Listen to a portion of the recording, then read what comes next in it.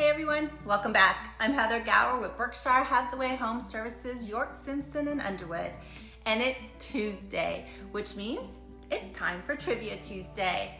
Now, normally we talk about things like school districts, market trends, or my personal favorite, a random NC town name. But today's episode is a little different because today we're doing a ghost story. If you ever lived in Cary, you've probably driven down High House Road 100 times. Maybe you drive it every single day. But I bet almost nobody who drives it knows why it's called that. And once you hear the story, you're never gonna look at that road the same way again. So here's today's trivia question. High House Road is named after an actual house that once stood nearby. What was so special about it? A, it was the tallest grain silo in Wake County. B, it was a two-story home that vanished and is said to be haunted. C, it was a local signal tower for the old railroad. And D, it was the very first courthouse in Cary. Take a second, lock in your guess in the comments. I'll give you the answer in just a bit, but I promise you, this is way stranger than you'd expect. So let's set the scene. Long before Cary was the town we know today, there was a house standing on a hill just west of what's now downtown. On the very land High House Road cuts through today. It was called High House because, well, it sat on the hill looking down over the land around it. It was a two-story frame house, which was a big deal back then. Tall ceilings, full balconies wrapping around it, and according to family history passed down through years, it was built all the way back in 1760s. That's before the Revolutionary War. This house predates the United States.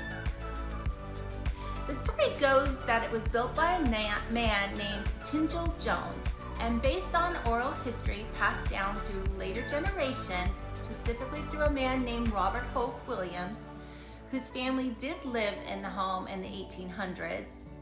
The home sat back about 400 feet from the road, with a few big oak trees out front. By the time a local historian named Hope Chamberlain wrote about the house years later, it was already abandoned with empty windows, rotting rafters, completely deserted. So even by then, this was already a house with history. Now here's where it gets a little dark. Back in 1806, a local newspaper, the Raleigh Register, ran a report about a woman named Mrs. Jones, who lived at the High House. She had gone missing from the property, and when they finally found her, she was out in a nearby grove of trees, and according to the report, she completely lost her mind.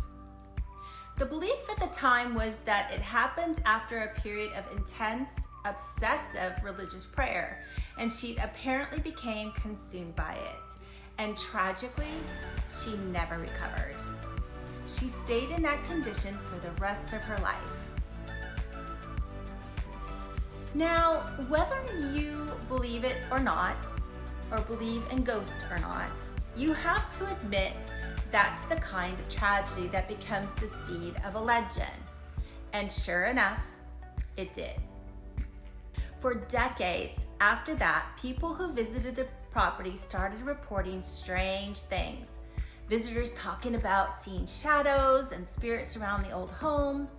But one of the stories that stuck around the longest is from the 1870s.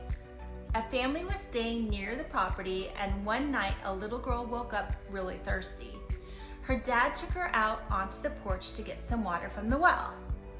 She had just picked up the water dipper when she started screaming. Her father turned around, and there, standing perfectly still in the dark yard, was a woman just watching them. The didn't stick around. The next morning, the whole family packed up and left, headed straight back to Raleigh. That's the kind of story that gets passed down for generations, and it has been.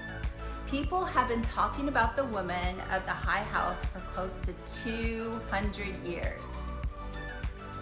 So here's the part that I think is even more interesting than the ghost story. Nobody today actually knows where the high house stood. The house itself vanished sometimes in the early 1900s, and by 1930, all that was left were some old rocks that used to be the chimney and porch pillars. And after that, it just sort of disappeared from memory. Cary grew, neighborhoods went up, and the exact site got lost in time. The house years, local historians, including the folks with Friends of Page Walker, which is a nonprofit here in Cary dedicated to preserving local history, went looking for it. And they figured the best clue would be the old family cemetery that was supposedly nearby, since families back then were often buried right on their own land. A few years ago, they actually found it. A small, overgrown family cemetery completely hidden inside a modern Cary neighborhood. Headstones fallen over, broken, and some graves probably were unmarked altogether. Most of the people living in that neighborhood today have no idea it's even there. It's on private property, so out of respect for the families buried there, and honestly out of respect for the neighbors, historians have kept the exact location private. But it confirms something important. The high house really did stand somewhere close by. We just don't know exactly where. There is said to be a buried treasure legend. A man named Fanning Jones, tied to the family, was rumored to have buried treasure near the chimney before leaving North Carolina in 1822. It was never found. So let's get back to trivia. The answer is B. High House Road is named after a real two-story home that vanished over a century ago and is still tied to one of Cary's most enduring ghost stories. If you guessed it, drop a ghost in the comments. And if you didn't, you know now something new about your own town that almost nobody else knows. Here's what I love about stories like this. Every single road that you drive through in the triangle has history behind it. Most of us just don't know it because life moves so fast and we're all just trying to get where we're going. But when you buy a home here, you're not just buying a house. You're buying into a story that's been unfolding for centuries. Cary's story includes plantations, tragedy, ghost stories, buried treasure, and now some of the best neighborhoods. If you're curious about the story behind your street or thinking about writing your own chapter here in the Triangle, reach out. I'd love to help. I'm Heather Gower, and this has been Trivia Tuesday, and I'll see you next week. And as always, make it a great day.